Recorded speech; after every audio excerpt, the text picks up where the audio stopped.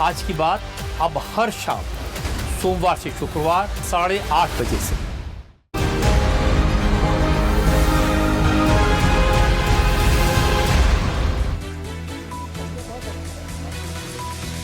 बहुत स्वागत, आप देख रहे हैं कहानी कुर्सी की। मैं हूं सौरभ, स्टूडियो में हर्षवर्धन त्रिपाठी जी, विजय त्रिवेदी जी, समीर चौगांवकर जी, प्रोफेसर संगीत रागी जी हमारे साथ हैं।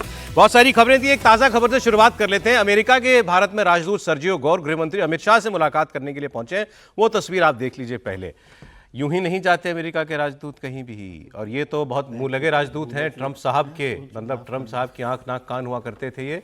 और इनको जब भारत भेजा गया था तभी ये माना गया था कि ट्रंप भारत को एक वरीयता दिखा रहे हैं, इनको भेज करके, इस लेवल के ऐसा आदमी जिसको इतनी आज़ादी है बात करने की ट्रंप से, उनको यहाँ भेजा गया।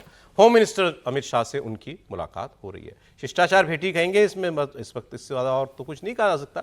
लेकिन कल मोदी जी की मुलाकात ट्रंप से, आज सर्जियो गौर की मुलाकात गृह मंत्री के साथ। समीर जी, निश्चित रूप से बड़ा डेवलपमेंट है। और अमित भाई से मिलना, मुझे लगता है अमित शाह जी से मिलना, गृह मंत्री, अक्सर अमित शाह जी से मुलाकात होती नहीं है।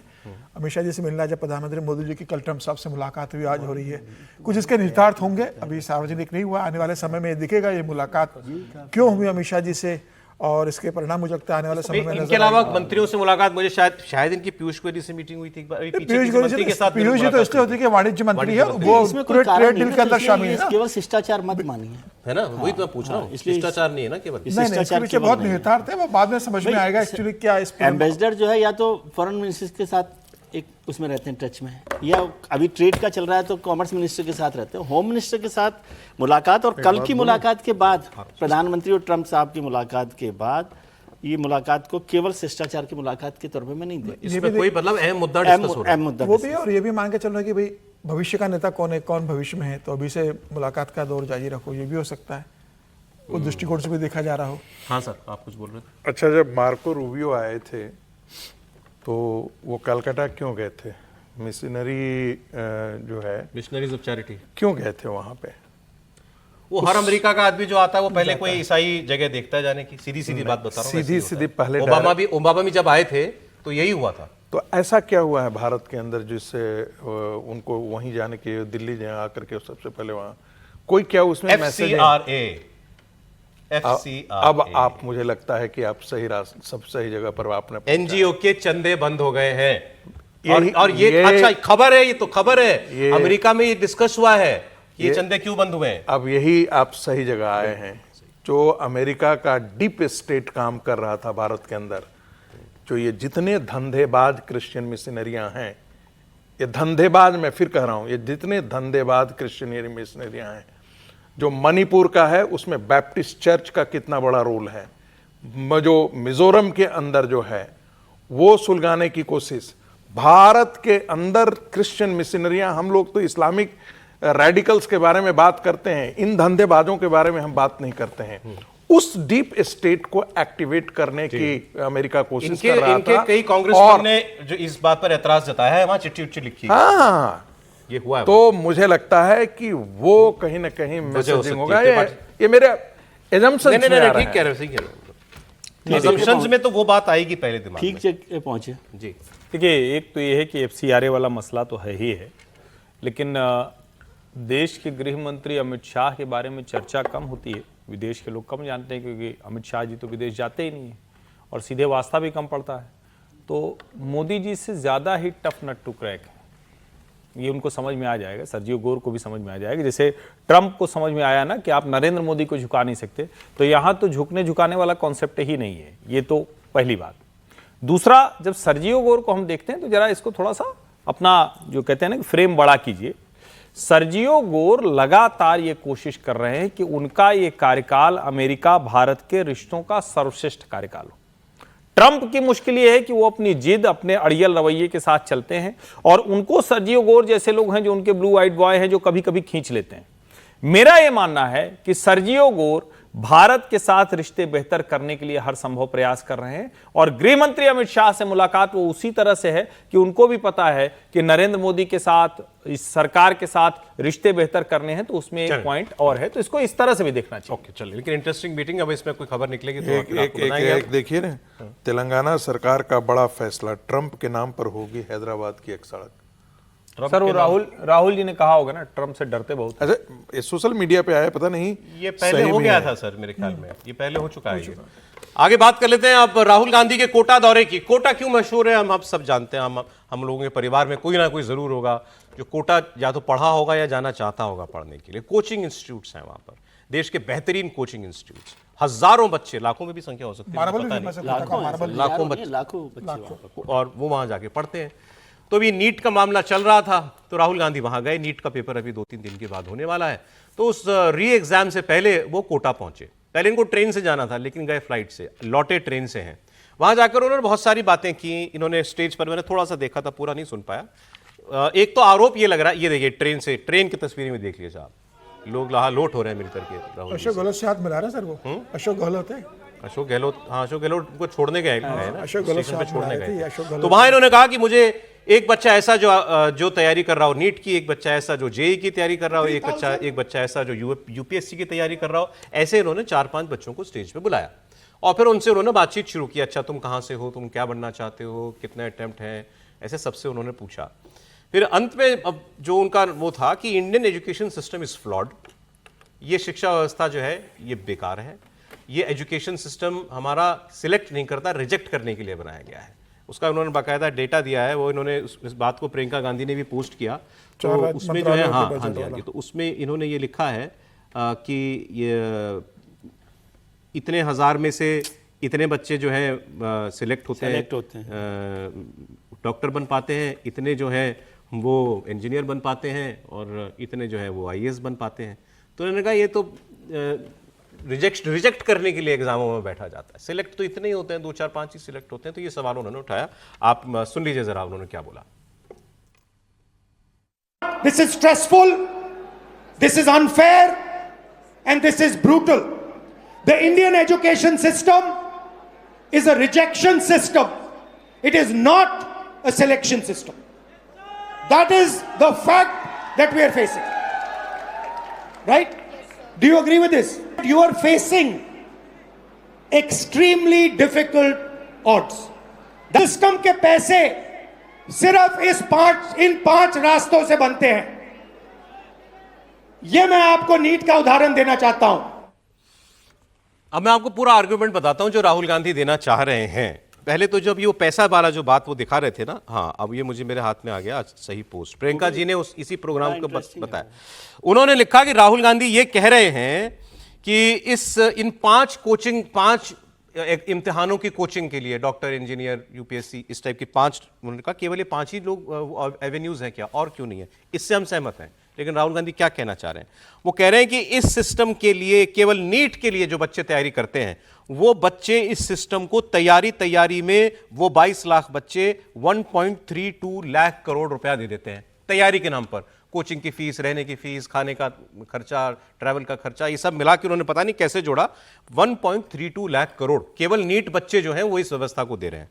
इंडिया का टोटल एजुकेशन बजट है 1.4 लाख करोड़, तो बराबर है, मतलब एक नीट के बच्चे 22 लाख बच्चे जितना खर्चा कर देते हैं उतना तो भारत का कुल एजुकेशन बजट है, ये उन्होंने कहा।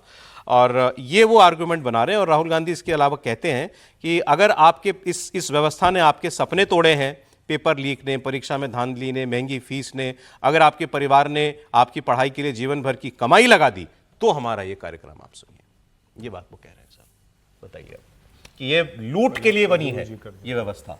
एक बात मुझे बताइए, तो ये शिक्षा व्यवस्था बनाई किसने थी? इनके तो दादे, नाने, परनाने, उन्हीं लोगों की तो दी हुई है शिक्षा व्यवस्था। परिवर्तन आया है, नरेंद्र मोदी ने जो 2020 के अंदर जो नई शिक्षा पद्धति लाई है, वो हैंड्स ऑन लर्निंग की बात करता है, रिसर्च की बात करता है, रिसर्च को ग्रास रूट तक ले जाने की बात करता है। वो कभी नहीं कहता कि आप डॉक्टर, इंजीनियर बन जाइए, लेकिन इनके ज़माने में तो यही था। इन्होंने, इनकी विरासत में तो डॉक्टर नहीं बने, इंजीनियर नहीं बने, तो बाकी तो आपने पढ़ाई ही नहीं किया।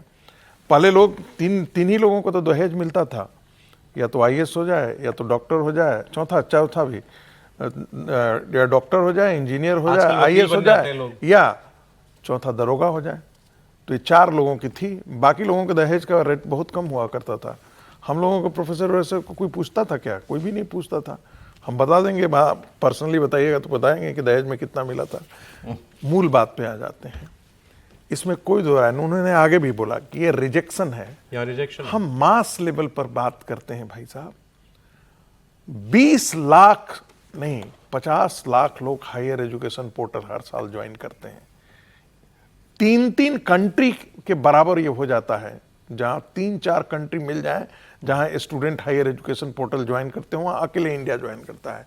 तो ऐसे में रिजेक्शन नहीं होगा तो क्या होगा? वो तो कोई भी हर सिस्टम में होता है, ऐसा ही होता है। हर सिस्टम जो कॉम्पिटेटिव एग्जाम होता है वो रिजेक्शन होता है। मुझे लेकिन राहुल गांधी ने कभी कंपटीशन दिया है क्या? अच्छा, इसका जो कह रहे हैं नहीं, नहीं, कोई कंपटीशन नहीं दिया, कोई नहीं दिया है। जो एडमिशन भी हुआ था सेंट स्टीफेंस में ना, वो किस कोटे से हुआ लेकिन था? सवाल ये है कि इसका आबादी बढ़ रही है तो आप क्या करोगे? देश में इतनी मेडिकल की सीटें थी, मेडिकल की सीटें बढ़ाओगे। नहीं, मेडिकल की सीटें बढ़ाई है, इतनी एमबीए की सीटें थी, हूं। इतनी इंजीनियरिंग की सीटें थी, उनको आप बढ़ा दोगे तो। लेकिन आबादी भी तो बढ़ रही है ना, वो अनुपात तो उसको मेंटेन करना बड़ा कठिन काम भी है, और उतनी खपत होनी चाहिए सिस्टम में। सौरभ जी, जो नेहरू जी अंग्रेजों का सिस्टम लेके आए थे कि नौकरी करेगा नौकर होगा, सरकार चलेगी, उसी ने इस देश का बेड़ा गर्क किया। इन्हीं के घर परिवार के लोग जो व्यवस्था लेकर आए थे उसी ने बर्बादी की है। और बिल्कुल ठीक कह रहे हैं प्रोफेसर साहब कि जो शादी ब्याह भी होता था तो डॉक्टर इंजीनियर है या आप IAS PCS बन जाइए, और कोई नौकरी तो होती ही नहीं थी। लेकिन सवाल ये, क्या इससे कोई भी देश बड़ा बन सकता है? जिन देशों की बात होती है वो कैसे बड़े बने? उनके यहाँ लोगों ने खुद से रोजगार तैयार किया, उनके यहाँ बड़ी बड़ी कंपनियां आईं, उनके उद्योगपति ऐसे बड़े फैक्ट्री, बड़ी कंपनियां जो इंडस्ट्रियल रिवोल्यूशन दुनिया में कहा जाता है वो किया। अब एक आंकड़ा ये कह रहे हैं कि 3000 में से सिर्फ 180 डॉक्टर बन पाते हैं। मोदी जी के आने के पहले सिर्फ 90 बन पाते थे। वही तो मैं कह रहा हूं, आपको बना ही मतलब समझिए इसको 3000 में। दूसरा, जब ये कहते हैं enrolment ratio in higher education was only 23%। जब ये कहते हैं कि रिजेक्शन सिस्टम है, तो जरा आप सोचिए ना कि राहुल गांधी तो कुंडली मार के बैठ गए हैं, वहां टिकट तो किसी को नहीं मिलेगा। कितने लोगों ने रायबरेली से भरा, सबको रिजेक्ट कर दिया राहुल गांधी ने। पूरा कांग्रेस का सिस्टम ही रिजेक्शन का है। आप कितनी मतलब ये बात कितनी खराब है कि आप सिस्टम को ठीक कर रहा है, बिल्कुल ठीक बात। सिस्टम में सवाल उठा रहे हैं, फिर कह रहे हैं लाखों रुपया एक बच्चे का परिवार खर्च कर देता है, तुम पेपर एक लीक करा लाइन देते उसके हो। आगे की बात, वो उस कोटा में जाकर कर रहे हैं जहां सचमुच कोचिंग संस्थानों, आप कोचिंग के खिलाफ बोलिए ना। अरे कल ये अच्छा याद मूल बात जो है, आरोप दोनों तरफ के ये लग रहे हैं। कांग्रेस कह रही है, सर कांग्रेस ये कह रही है कि कोचिंग इंस्टीट्यूट्स को धमकी दी गई है सरकार की तरफ से कि कोई नहीं जाएगा राहुल गांधी की सभा में। तो क्यों कोचिंग की जगह गए? बीजेपी ये आरोप लगा रही है कि कोचिंग वालों को डरा धमका के बच्चों को यहां नहीं, मैं तो कह रहा हूं कोचिंग वालों ने स्पॉन्सर किया होगा, वरना कोटा जाने कोई तुक है इस व्यवस्था से लड़ने की। सर मैं एक लाइन से बोल रहा हूं, जो नरेंद्र मोदी की पिछले 14 साल के अंदर, 12 साल के अंदर जो पॉलिसी रही है, जो एम्पावरमेंट है, स्टार्टअप है, ये सब क्या है? लखपति दीदी है, एम्पावरमेंट। सर अभी अरे कभी उसके बारे में कभी सोचा था क्या इन लोगों ने? कभी एजुकेशन की बात। हाँ सर, नहीं, एजुकेशन पे जो सवाल उठा रहे हैं वो मौजूद सवाल है, मेरे ख्याल से तो कोई ऐसा सवाल नहीं है। लेकिन पूरी दुनिया ज़िंदगी रिजेक्शन पर चलती है ना। सिलेक्शन का मतलब ही रिजेक्शन होता है। कहीं भी रहें, किसी भी सिस्टम में रहें, वो इलेक्शन के टिकट्स का मसला हो, पार्टी में जनरल सेक्रेटरी का मसला हो, कोई नया सिस्टम बनाना हो, यहाँ हो, कहीं भी वो रिजेक्शन इलेक्शन, उसको आप बोलने में एक अच्छा लगता है। लेकिन क्या हम नए सिस्टम पर जा रहे हैं, क्या नहीं जा रहे? और एक तो कोई एक दिन आप कोई लिमिट बना दीजिए कि भाई अब नेहरू जी के बाद इसके बाद नहीं होगी। जैसे हम लोग बहुत सारी चीज़ें बनाते हैं 1970 के बाद की ये डेडलाइन है, उसी 1950 की है। तो जब नेहरू जी का काम खत्म हो जाए तब हम देखें। और अभी बात हुई R&D को लेकर कि बहुत सरकार जो है कमाल कर रही है। दुनिया में सबसे कम R&D पर हम खर्च कर रहे हैं, 0.6% ऑफ GDP। इजराइल जैसा देश 6% खर्च कर रहा है, चाइना जैसा देश 3% खर्च कर रहा है, जापान जैसा देश 4% खर्च कर रहा है। तो R&D पे खर्च नहीं करेंगे और कहेंगे कि हम स्टार्टअप चला रहे हैं। स्टार्टअप बिना R&D के थोड़ी चलते। बताता हूं, मुझे लगता है और इसमें कोई सरकार का मसला नहीं है, ये देश का मसला है, देश की सोच का। हर विकसित देश में, अमेरिका में खास तौर पे R&D पे जो खर्च होता है सर, मूलतः वो खर्च प्राइवेट सेक्टर करता है। बिल्कुल। हाँ, तो गवर्नमेंट प्राइवेट पैसा ही नहीं, सरकार की बात ही नहीं कर रहा, मैं कह रहा हूँ देश की जो व्यवस्था है उस सिस्टम में ही हमारे पास नहीं। राहुल गांधी कोई सोल्यूशन नहीं देते ना, ये भी तो बात है। राहुल गांधी के पास तेलंगाना है, कर्नाटका है, उनके पास जितनी स्टेट है, आप गजब परिवर्तन करके इस सरकार में आप बता रहे हो कि नीट के बच्चों के परिवार उनकी तैयारी में जितना खर्च कर देते हैं उतना भारत का पूरा एजुकेशन बजट है। देखिए उसमें कम ज्यादा हो सकता है, उससे- लेकिन ये बहुत इससे- फर्क, लेकिन भाई, आप एक अगर मॉडल दें वो अच्छी बात है। प्राइवेट लोग कल कोचिंग उन्होंने करा एक रहे हैं अपने इंटरेस्टिंग बच्चों काम को, किया जो मुझे इसमें बता, आप किसकी गलती बता रहे हो? इसमें किसकी गलती है? वही कह रहा हूँ ना कि वो सब, मैं देश के तौर पे कह रहा हूँ, और आप एक मॉडल देते हैं कि भाई हम मॉडल यहाँ पर कम से कम एक स्टेट में इस मॉडल को लागू कर रहे हैं, लेकिन एजुकेशन जो है ना बहुत सीरियस इशू है, और ये सिर्फ नेहरू युवाओं जी से को जुड़ा से लेकर नहीं मुझे हो लगता रहा। है हाँ, इसमें मतलब ये नहीं होना चाहिए कि राहुल गांधी ने कहा तो नहीं बिल्कुल सुनेंगे नहीं, और बीजेपी लेकिन कह सर, रही ये है तो राहुल fact है गांधी ना, नहीं सुनेगा। ये तो फैक्ट है, बिल्कुल, मेडिकल की कितनी सीट थी पहले और आज बिल्कुल, कितनी इसमें हुई कोई है। दो राय नहीं है, लेकिन मुझे लगता है बहुत गंभीर समस्या है लेकिन देश वो का भी ज्यादा युवाओं को प्राइवेट लेकर। मुझे में लगता है हुई कि है, ये भी fact सरकारों को और विपक्ष को भी बहुत गंभीर कहीं भी होना हुई चाहिए। हो नहीं तो सीटें प्राइवेट सीटें बढ़ी ही नहीं बहुत बढ़ी। फर्क बहुत है। बड़ी है सर, फर्क पड़ा है। आप कैसे कह रहे हैं कोई भी फर्क नहीं है? सरकारी कॉलेज में एडमिशन की फीस और प्राइवेट मेडिकल कॉलेज में 1 करोड़ रुपए में एडमिशन हो रहा है। सर अब मैं उससे भी बुनियादी चीज पे जाता हूँ, ये मैं मेडिकल ये कह कॉलेज, रहा हूँ ये परेशानी है, ये सरकार मेडिकल की कॉलेज परेशानी बंद। नहीं है। अच्छा एक सवाल आपने कभी आपने सोचा क्यों नहीं मेडिकल कॉलेज खोल देते हर जगह पे? हो जाएगा हर बच्चा भर्ती, हर जगह खोल दो, हर जिले में 3 खोल दो, खोल सकती है सरकार, बिल्डिंग बना सकती है, डॉक्टर कहां से लाएगी पढ़ाने वाले? नहीं, पढ़ाने मैं वाले बात कर रहा हूँ डॉक्टर कहां कि से इसके आएंगे लिए उससे? सिस्टम को बेहतर करने का किया काम, ना भाई। लेकिन अरे उस उत्तर पर राहुल प्रदेश गांधी उत्तर बोल रहे हैं प्रदेश में हर जिले में राहुल हर गांधी एक बोल रहे हैं मेडिकल कि कॉलेज इसलिए है ना। एजुकेशन सिस्टम को देखिए, खारिज किया करना ना। है, वो बात मैं कह रहा हूँ। एजुकेशन सिस्टम में बहुत कुछ किया जाना है और इस सरकार हाँ, को वो है बहुत बात। कुछ करना है जो नहीं किया है। चले सर। एबीवीपी नारा लगाता रह गया है, बात सही है, 100% शिक्षा व्यय हो 10%, ये नारा लगता है, लेकिन जो काम मेडिकल के क्षेत्र में इस सरकार ने किया है, नरेंद्र मोदी ने किया है, न भूतो न भविष्यति है।